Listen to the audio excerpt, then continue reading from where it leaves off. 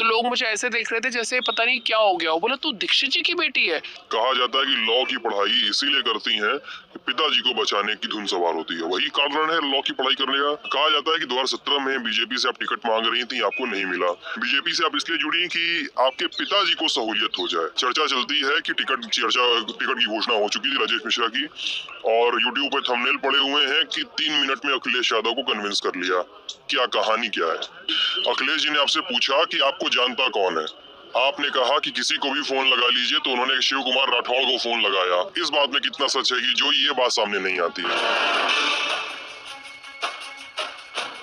नमस्ते, मेरा नाम सिद्धांत है और दी लल्लन टॉप की चुनावी यात्रा आगरा में है। फतेहाबाद सीट जो है कई वजहों से चर्चा में रहती है। यहाँ पे अशोक दीक्षित का नाम बड़ा चर्चा में रहता है, और चर्चा में रहता है समाजवादी पार्टी का अपने टिकट को चेंज कर देना। राजेश मिश्रा को टिकट दिया, फिर चेंज कर दिया, कहा कि नहीं, अब इस सीट से रूपाली दीक्षित चुनाव लड़ेंगी। 2012 में बसपा से जीत चुके छोटेलाल वर्मा इस बार बीजेपी के टिकट पे चुनाव लड़ते हैं, और उनके भी बयान बड़े वायरल होते हैं।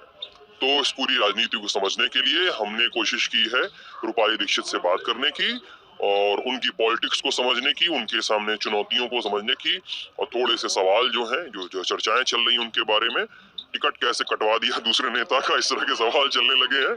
तो इस सब बारे में बातचीत करने के लिए बहुत बहुत शुक्रिया रूपाली। एक चीज बहुत आपके बारे में इंटरनेट पर सर्च की जाती है, रूपाली दीक्षित एजुकेशन कीवर्ड है ये, पढ़ाई रूपाली दीक्षित जॉब, रूपाली दीक्षित एजुकेशन, ये चीजें बड़ी सर्च की जाती हैं कि कहाँ किया, क्या किया, कहाँ पढ़ी, और फिर कहाँ नौकरी करके आगरा की फतेहाबाद में आकर चुनाव लड़ रही है। कहानी क्या है? हम लोग का जो हॉस्टल है, बेसिकली मैं 6 साल की थी जब पापा ने हम लोग को भेज दिया। मैं जयपुर से मेरी एजुकेशन हुई है, मैं 12 साल हॉस्टल में रही हूँ, क्लास 1 से लेकर 12 तक। मेरे को लगता है वो सबसे स्टार्टिंग पॉइंट था। एक कहते हैं ना कि जिंदगी के बारे में आप शुरुआत करते हैं जब अपने काम आपको खुद शुरू करने पड़ते हैं। I did my graduation from Pune symbiosis, marketing में किया मैंने बीकॉम, एंड उसके बाद मैंने अपना MBA किया कार्डिफ यूनिवर्सिटी से इन मार्केटिंग अगेन। उसके बाद मैंने MA किया अपना लीड्स यूनिवर्सिटी से इन PR एंड एडवर्टाइजमेंट। उसके बाद मैंने अपना 3 साल का जॉब किया as a PR executive in Dubai. The firm name was Gulf Petrochem. मैंने वहाँ 3 साल काम किया, एंड उसके बाद मैंने अभी अपना LLB खत्म किया है आगरा यूनिवर्सिटी से। तो now I am a graduate as a LLB person as well. This is my education and this is what I have. मतलब ये मेरी अर्निंग है एक तरीके से, अगर आप देखें तो।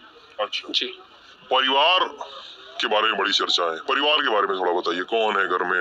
अभी मैं जैसे आपके कोल्ड स्टोरेज वाले घर पे गया तो वहाँ पे आपके चाचा मिले वहाँ पे मुझे, तो उन्होंने बताया कि चली गई रूपाली फतेहाबाद। कौन कौन है घर परिवार में?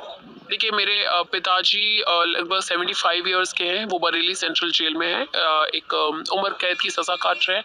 मेरी माताजी होम मेकर है एंड सर्वाइवल भी है एक तरीके से, क्योंकि इतने साल से वो बिना पिताजी के रह रही है। मेरी बड़ी सिस्टर है, शी इज़ मैरिड, उनके 3 बच्चे हैं।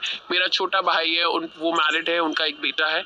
मेरे चाचा हैं, 2 चाचाज हैं जो शमशाबाद में यहीं रहते हैं, गाँव में रहते हैं।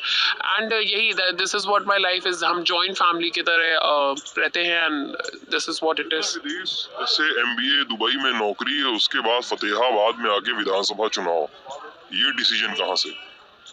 देखिए I will be very honest, I was selfish. एक टाइम पे मैंने जॉब किया है, स्वार्थी थी आप? बिल्कुल मैं स्वार्थी थी, बिल्कुल स्वार्थी। और मेरा स्वार्थ उस दिन चला गया जिस दिन मुझे लगभग 10 जुलाई 2015 में जब मेरे पिताजी को उम्र कैद हुई, तो 3:15 बजे करीब जब मैं अपने ऑफिस से निकल रही थी तो मुझे एक फ़ोन आया। मैं दुबई में थी, अपना जॉब कर रही थी, और मेरे पास एक फ़ोन आया कि बेटा अब मुझे आपकी ज़रूरत है, मुझे आज उम्र कैद हो गई है। पापा ने फ़ोन किया था, फ़ोन करवाया उन्होंने, और खुद वो किया कि मेरे को आपकी ज़रूरत है, अब आप आ जाएँ। और मैंने आपको इतने साल कभी किसी चीज़ में नहीं रोक टोक की है, बट इस वक्त मुझे आपकी ज़रूरत बहुत है।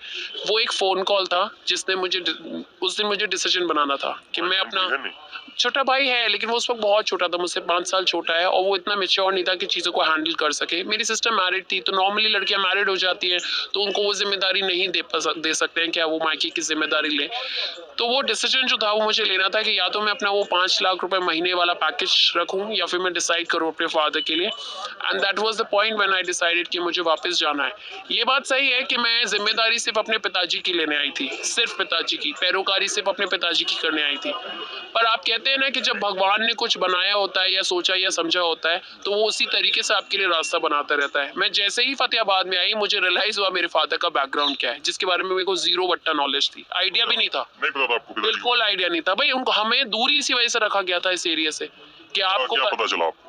मुझे ये पता चला कि उन्होंने 3 बार इलेक्शंस लड़े हैं, उनकी बाहुबली वाली इमेज है, उन्होंने इस क्षेत्र में इतना काम किया। और मुझे कैसे पता चला कि जब मैं पहली बार एक प्रोग्राम में जब फतेहाबाद में आई और मैंने लोगों को बताया कि मैं अशोक दीक्षित की बेटी हूँ, तो लोग मुझे ऐसे देख रहे थे जैसे पता नहीं क्या हो गया हो। बोला तू दीक्षित जी की बेटी है?